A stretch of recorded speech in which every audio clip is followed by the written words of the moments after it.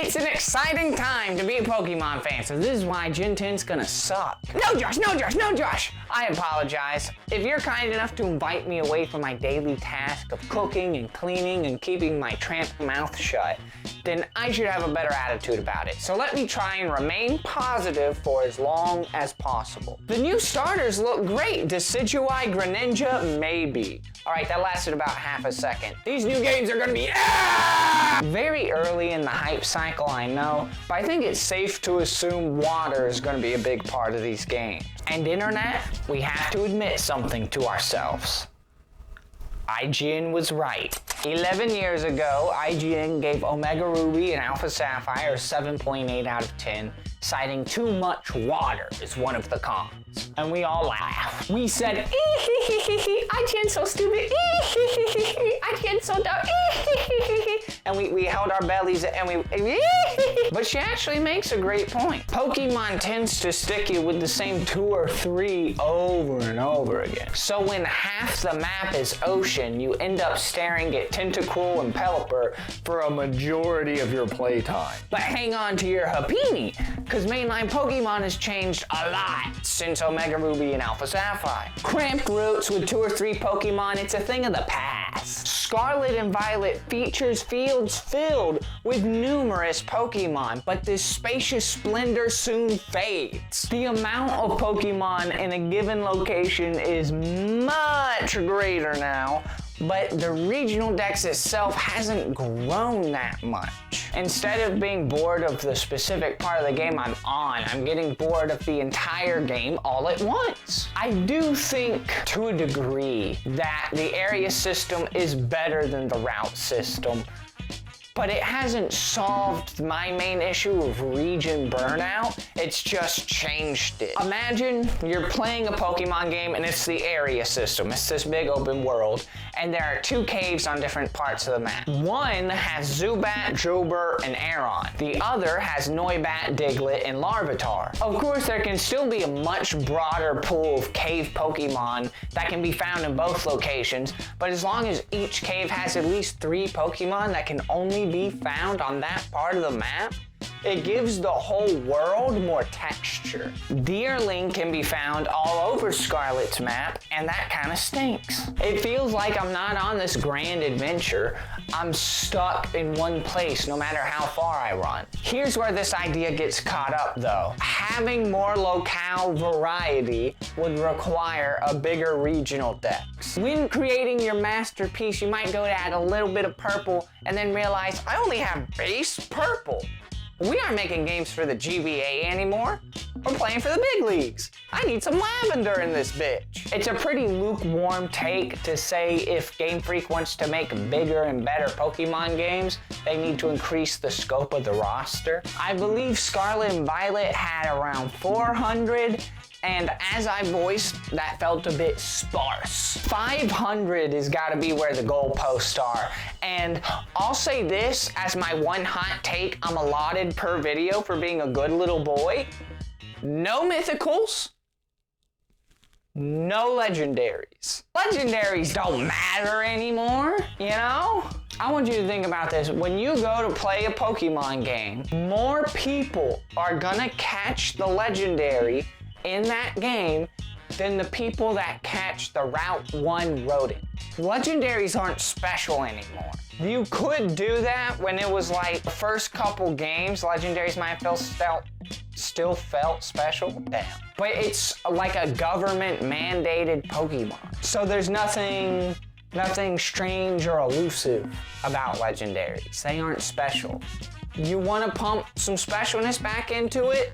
Don't put them in a region. Let's go a generation without introducing new legendaries. I think that'd catch a lot of people off guard. And then in the next generation after that, you still don't advertise legendaries. You put one in the game, but it's hidden somewhere. You don't advertise it at all, and you let people go into the game thinking, man, no legendary 2 generations in a row? And then when there is a legendary, it's this pleasant little surprise. Don't even make it part of the story. Make it something that you can just randomly run into. I think that'd be cool. Now, is that going to happen? No. they aren't going to take legendaries and mythicals out of Pokemon. But I think it would be best to use 100% of your regional decks to enhance the texture of the world and moment-to-moment gameplay. Whenever I hear, oh, this game has this many Pokemon in its regional decks, the first thought is always like, okay, but if you subtract the legendaries and mythicals and whatever like special limited Pokemon, if you subtract all those, how many is actually in the game? How often will areas of the game have to reuse Pokemon you've already seen? And more Pokemon means more colors to detail your masterpiece with. But assuming Game Freak isn't willing to do that, because they probably aren't, how do you solve this problem? A more intricate map would help. Let's hone in on a specific example. Paldea has this big open desert area that pretty much serves as the encounter location of Iron Tusk or Great Tusk, depending on the version. There's nothing here. The desert itself is the attraction. Now imagine there was a sand pit with like a bunch of trapinch in it. Oh gee, I don't want to Flygon. Let me get a little closer. Oops, you fall in. You sink through the sand and end up in an ancient Egyptian temple filled with Yan mask, maybe a Cough Egregious or two, and this one high-level Dusknor that always spawns in the doorway of this room filled with rare candies and hyper potions and probably an escape rope. I mean, there'd be a main escape to the area so you aren't mandated to go fight like the level 50 Dusknor, but that would be the idea. Is like if you do beat them, oh, you can just go ahead and get out of here and get your award and bounce. I think that'd be neat. And like that, you've just gone on a little adventure. Although an ancient Egyptian tomb hardly fits the theming of Paldea, and I'm pretty sure I did add some Pokemon there that aren't in the regional decks. Okay, so I broke my rule. How about this? Something a little simpler. A waterfall. There are waterfalls in Paldea, and you walk up to one, and instead of just, oh, look, more deerling, there's a Machoke under the waterfall doing drills, although you'd have to make a unique animation specifically for that. Is Machoke in the Paldea regional decks? But even in the ancient Egyptian example, you'd have to go through the trouble of making the ruins and everything. So I guess both examples are very resource intensive, would eat up a lot of dev time for just kind of one little thing. Cause like that is what makes a good open world, is having little spots scattered around to discover. If you have this big open world, but you're not ever discovering anything, then you just have a walking simulator. Stumbling onto things you weren't looking for, but are still cool to find, makes the open world worth it. Otherwise, just have routes. But yeah, both my examples don't really work with the rules I set for myself. So maybe I should just shut up. But let's back up for a second. There is a problem with the area system. It's big, it's open, and it's kind of boring. 400 is pretty good for the Pokemon franchise, but the Pokemon franchise has been the route system for a very long time. Now that it's bigger and open, being on the higher end is the minimum. 400 was plenty when you could only experience fractions of the world at a time. When I walk through tall grass, you might see one Pokemon, and then when you see like 2 or 3 different Pokemon back to back, you're like, oh, this world's so filled. But when I just see all of them all at once, that view has to change constantly to still have that same feeling of, oh, the world is alive and filled with different types of Pokemon. I can see that it's not. I can see the same Pokemon over and over again. I think it's safe to assume Winds and Waves will be using the area system and not the route system. So maybe Game Freak has a solution, maybe they don't. I don't know how many Pokemon are gonna be in the regional decks for the next game, but you know what you probably shouldn't do if you're committing to this area system is double down and make it harder on yourself. And that's my point here. They're going all in on water again. That puts so much more stress. It gives you that much more to do with less Pokemon. When you do that, you will either end up making those water sections just the worst, just awful. Or you commit a huge chunk of your regional decks to filling out that water section, which means there's less Pokemon to go around over the whole game. I'm worried how much of the decks is gonna be fish. That's what I'm saying. How much of it's gonna be fish? Because there's already a huge amount of stress on the regional decks with an open world.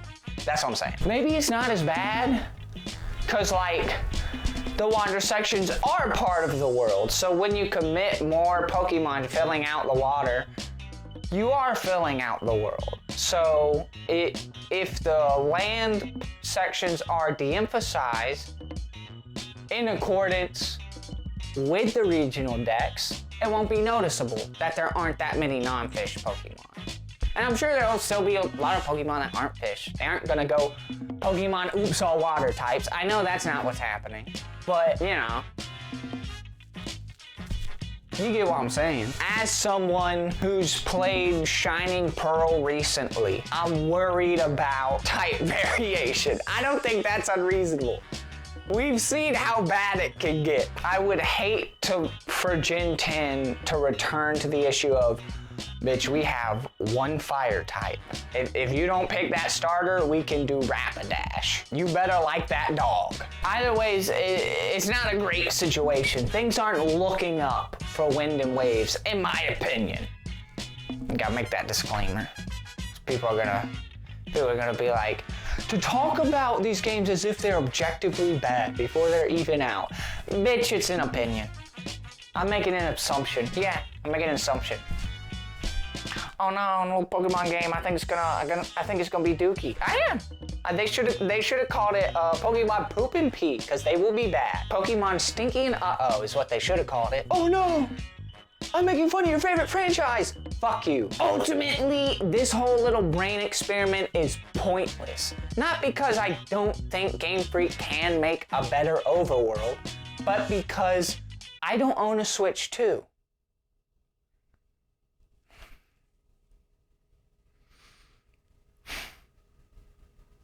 Y'all let me know if the games suck though.